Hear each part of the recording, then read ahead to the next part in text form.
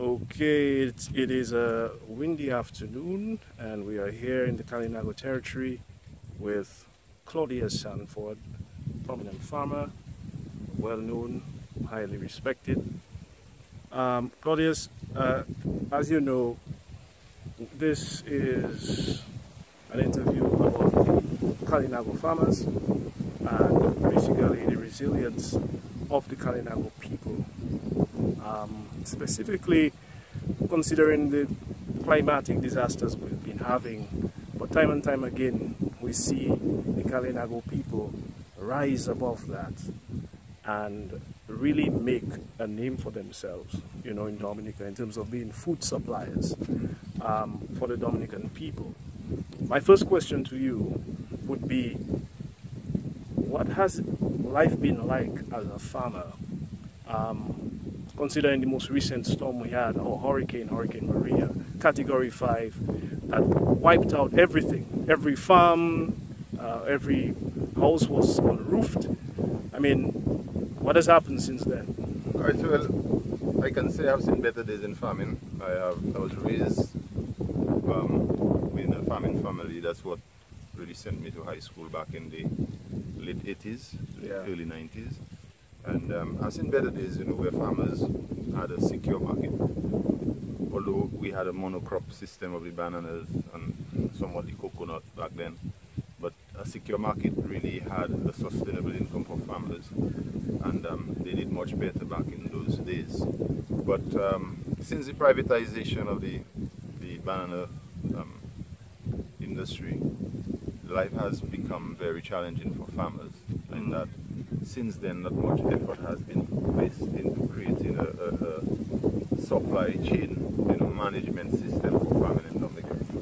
And as such, farmers are left on their own to fend for themselves in terms of securing inputs and also securing markets. And that has been the case even in current day for Kalinago farmers. Yes. And where it's even worse now. So Kalinago farmers now have to really, if you notice, the volume of farming coming from the Kalinago territory has declined drastically. And if you do a comprehensive study and some analysis in farming in the Kalinago territory, it's really the educated people that are doing farming. It's the nurses and the doctors and the lecturers and the policemen. They are the teachers that have the farm.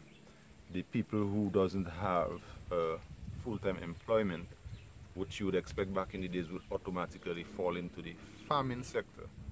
They are not the ones doing farming. And the reason is, it is very difficult to sustain those farms and still use the income from those farms to uphold your family, to provide for your family. And so a lot of people have given up on the farm for that reason. We see some efforts being made by central government and by the community to cultivate root crops, and this is mainly due again to the disasters experienced by Kalinago farmers. I mean, would you say that this is a good move or a smart move at this time? Definitely, and that has been observed of late and materialized, but the Kalinago people have always had underground farms, dashing, sweet potatoes, cassava, as part of their daily subsistent living. So even after Maria, for example, in my own experience, when Maria struck, I had a nice portion of sweet potatoes under the ground that was almost ready for harvest. Yeah. And that in itself helped sustain, you know, my family and my parents them in a couple months into the aftermath of Maria. Yeah. So it's not something new in the Kalinago territory. People always have a little garden with some tenure, some dashing, some sweet potatoes, some cassava, which is one of the other crops that they grow culturally. But as I said, not on a large scale as before. And again, it's because of the sustainability of it. The farmers don't get some income from it to keep, you know, purchasing the fertilizers and so on. They won't do that. Back in the days when you had the banana farm, the banana inputs would come from a deduction of your sales directly from the BMC or the GIS industry. That model was there, that when you provide your sales to the main buyer, they would deduct some money from your sales, and it would go towards an account where you get your inputs. Yeah. And then the people back then would use those inputs to give the farm, the banana farm, but they would use some of that for the dashing and the tenure and the potatoes. So you would have a lot more production of non-banana crops back in the days. And that helped with the resilience as well, because when the farm of bananas would be knocked down by the hurricanes, then these underground crops would sustain these families past the hurricane, past these disasters. Yeah. But because less people are into the farm, because it's so much more expensive to have farming now, I mean, the cost of labor has gone up. You pay a typical person for a day's work $50 and up. Mm-hmm. And a bag of fertilizer now, with all this inflation and all the current global system, is $80 and up. So, and that's like a 50-pound bag of banana, where back in the days you'd get 100 pounds of banana of fertilizer for $40, $30, and it would not be coming directly from your pocket. It would come from an account that was generated through the sales you had.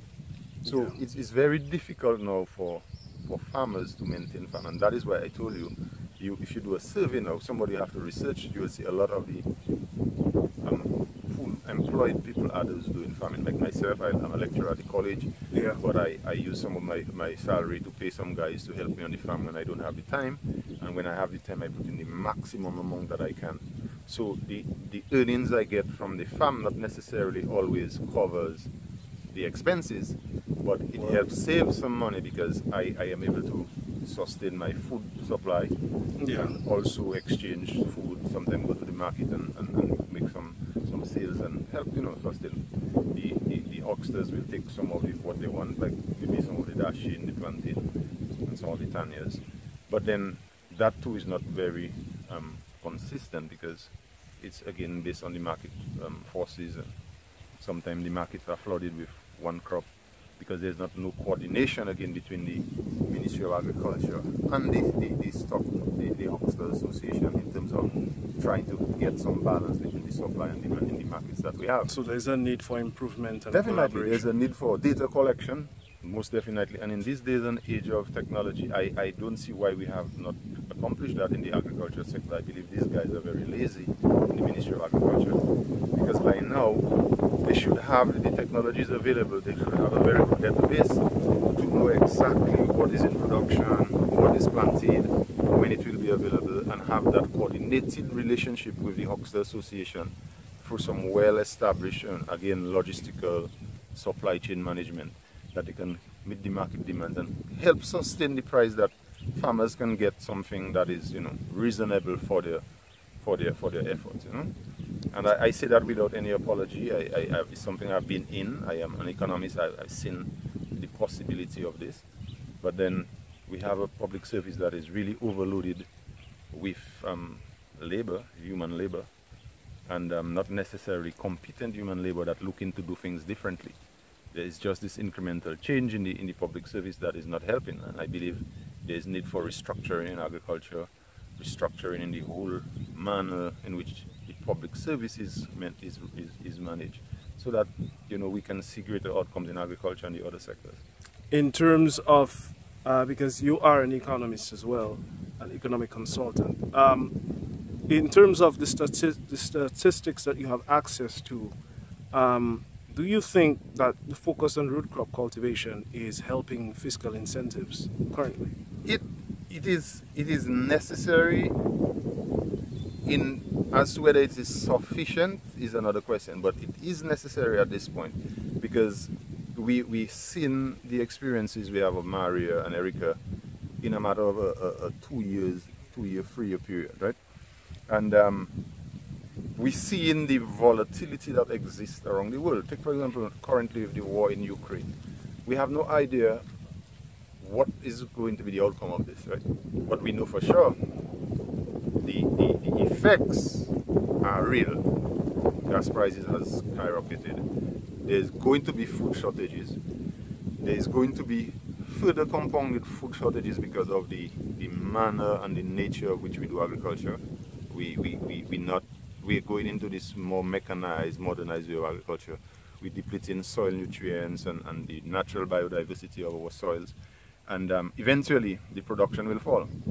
So the idea of going back to root crops is a good idea for sustainability and resilience during those disasters in our geographical context. But I think we have to go more than that. I think now is the time where we have to go back to the traditional knowledge of natural cycles in agriculture that help preserve our soils, help preserve our environment, our water sources, and have a balance between the forest environment and the agricultural environment, the commercial environment, and the what I would say the domestic environment where people live, housing, and all that stuff. We have to go back and rethink some of that, and not necessarily continue the path that like the modern countries have. We have to stop. I think we have to take a pause and reevaluate our strategies in managing our development as small developing countries, especially countries like Dominica that are vulnerable to natural disasters and so on. And the knowledge exists. I mean, our forefathers, our ancestors understood it. And that is why from the Kalinago tribe, which I'm from, back in the days, even their housing and their means of agriculture and their settlements, there's much to be learned from that. And we need to dig back into our own subconscious, our own intelligence, not necessarily go back to history, because we know the history that was recorded by the Europeans did not capture a lot of those salient elements. But we need to get back into this mind space of our metacognition, our own ability to think and come up with new ways, and that are associated with some of the practices of our ancestors. Because we need to preserve the environment, we need to maintain our soil fertility and potency, and we need to look at where we have gone wrong. And I think now is the time to stop and do some reflection and do some some reflections and reevaluation. You mentioned something regarding the market of produce some years ago vis-a-vis to what's happening now. As someone very versed again in the statistics of how we did things back then to how we're doing it now, what's your synopsis on the marketing strategy implemented for Kalinago farmers at this time? What do you think should be done better? I think the Kalinago territory, and I'll answer that in a very insular way, coming from the Kalinago territory. I think the leadership, and I'll start with just the leadership of the Kalinago territory has to look at, different ways of marketing Kalinago products. We have the authenticity of the indigenousness of our tribe, and that with it comes some advantages where we can then look to create niche markets in the neighboring countries, Martinique, Guadeloupe, even within the own Dominican context, where we can package better, we can bring the quality a little better, and the variety a little better, and then in that we can encompass a good branding of the Kalinago products. But also, that said, it's not going to be fair of me not to look at the entire Dominican, context as well. Mm-hmm. Because even in the Dominican context, I believe we are not exploiting our own local market. Because we have not, as I said earlier, the Ministry of Agriculture is very lazy and unproductive. And they have not even went into researching, what is the demand of the Dominican population, and what is hindering the local farmers meeting that demand of the Dominican market. And from an economic standpoint, is supply. We have to find a way to increase our supply, so the price that we get on the national market will drop, so that people that demand the goods will have the incentive to buy. When you go to Roseau, you have to buy a pound of tenure for $4. I mean, let us be logical. If you have to buy a pound of tenure in the market for $4, and you have $4 in your pocket, any rational person will buy 2 pounds of rice with that $4. That 2 pounds of rice will feed them for 2 days. And maybe everybody will be satisfied with their lunch because they will get a good portion of rice for that pound. A pound of tenure cannot feed 2 people. And it is $4. So then you're going to have people not demanding tenure, although they know it's healthier, it's better, it's more nutritious. Yeah. But the reality is the purchasing power is very low. So that has to be understood at a very local level, a national level. And strategies and plans and proposals have to develop to at least create a national standard price that will entice the local population to buy our local product. Because one, it is healthier, it is more nourishable, it is better for consumption in all aspects of it. So if we can then create that good analysis between the agricultural sector and the XC and the other people that does the marketing of those products, we can have a healthier population. Farmers will get a more consistent returns on the investment in farming, and then we can look to structure a different approach to the outside market. So that is where the profitability maximization will come in the outside market. But the local market, we should look at being able to present a sustainable, high quality product at a reasonable price for our population, for purposes of health and for purposes of sustainable a sustainable agriculture product. Fantastic. Sanford, I really want to thank you for taking the time out. We'll make sure to get this out. Your views are well noted. I wish you a very good day, and I hope we talk in the future. No problem. Thank you very much.